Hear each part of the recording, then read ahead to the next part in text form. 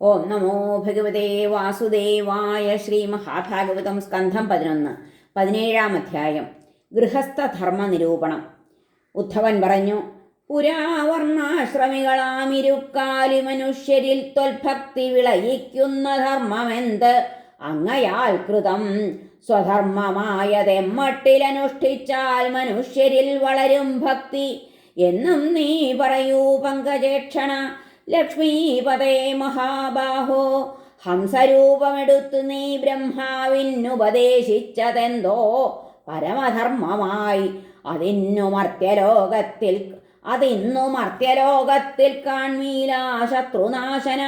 പ്രഭോ, മഹാനഷ്ടമിതു കാലത്താൽ വന്നതാവണം.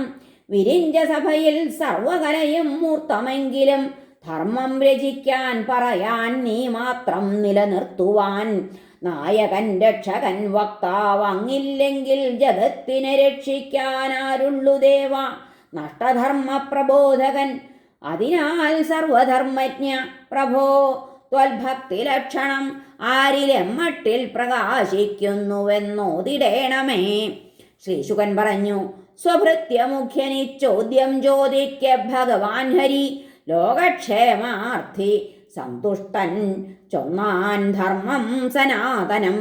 ശ്രീ ഭഗവാൻ പറഞ്ഞു, ധർമാനുകൂലം നിൻ ചോദ്യം വർണ്ണാശ്രമവിധേയരിൽ വളർത്തും മൽഭക്തി.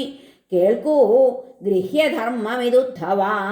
വർണ്ണം കൃതയുഗത്തിങ്കൽ ഹംസം മാത്രം മനുഷ്യരിൽ. യുഗം കൃതം പ്രജകൾ തൻ കൃതകൃത്യത കാരണം. പ്രണവം താൻ വേദമാദ്യം ധർമ്മം ജ്ഞാനോ വൃഷാകൃതി. ധ്യാനിച്ചു ഹംസനാമെന്നെ മുക്തപാപർ തപസ്വികൾ. പ്രാണനാൽ ത്രയിയുണ്ടായി ത്രേതാരംഭത്തിലെൻ ഹൃദി. ത്രിവൃന്മുഖസ്വരൂപം ഞാനുണ്ടായ വേദവിദ്യയാൽ. വിപ്രക്ഷത്രിയ വിക്ഷൂദ്രർ മുഖബാഹൂരുപാദജർ. വിരാട് പുരുഷനാലുണ്ടായി സ്വസ്വാചാരനിലീനരായി.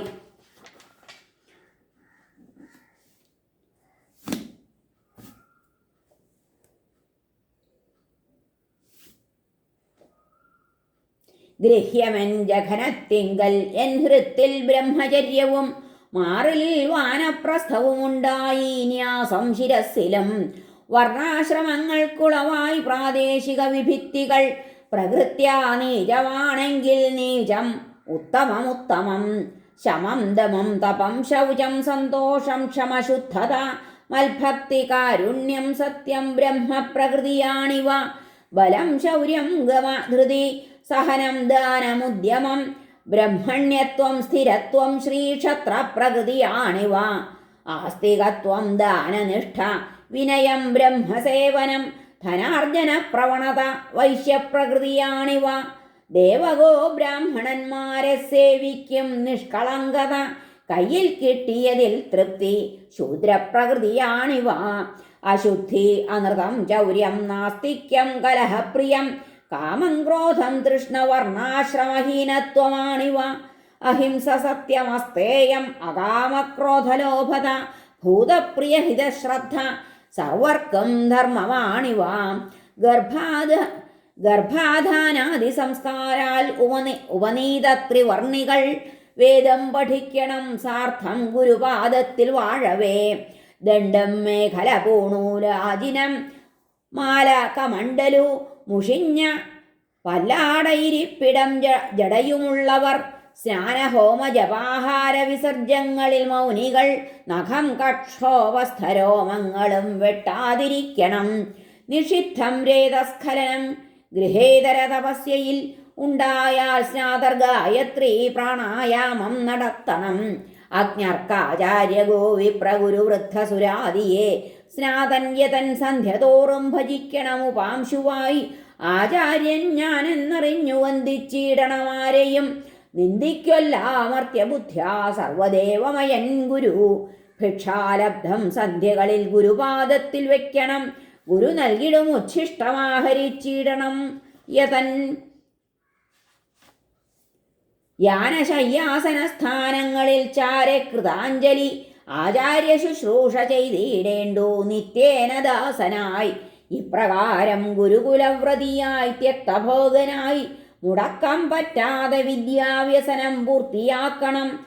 മഹർലോക ബ്രഹ്മലോകാംക്ഷിയെങ്കിൽ ബൃഹദ്വ്രതൻ സ്വാധ്യായാർത്ഥം ഗുരുവിനായി അർപ്പിച്ചിടേണ്ടതാണുടൽ. ബ്രഹ്മവർച്ചസ്വി നിഷ്പാവൻ ഭേദബുദ്ധി നശിച്ചവൻ തീയിൽ ഗുരുവിൽ ആത്മാവിൽ എങ്ങുമെന്നെ ഭജിക്കണം. സ്ത്രീതൻ നോട്ടം സ്പർശനം സംഭാഷണം ഫലിതാദിയും പ്രാണിമൈഥുനവും കണ്ടാൽ തള്ളണം ഗാർഹികേതരൻ. ശൗചമാചമനം സ്നാനം സന്ധ്യാവന്ദനമാർജവം തീർത്ഥാടനം ജപം ഭക്ഷ്യസ്പർശനോക്തി വിവേചനം എന്നെ സർവത്ര ദർശിക്കും മനോവാക്കായ സംയമം. നാലാശ്രമങ്ങളിലെയും നിയമം കുലനന്ദന. തീ പോലെ നൈഷ്ഠിക ബ്രഹ്മചര്യ പ്രോജ്വലനന്തണൻ മദ്ഭക്തൻ കർമ്മബന്ധത്തെ നശിപ്പിക്കും തപസ്സിനാൽ. പിന്നെ ഗൃഹാശ്രമം പോകാനാഗ്രഹിപ്പോൻ യഥാവിധി ഗുരുദക്ഷിണയർപ്പിച്ചു സാനുവാദം കുളിക്കണം. ഗൃഹമല്ലെങ്കിൽ വനവും കൈക്കൊള്ളട്ടെ ദ്വിജോത്തമൻ എന്ന അഭിപ്രായമെൻ ഭക്തന്നു തകാ മാശ്രമക്രമം.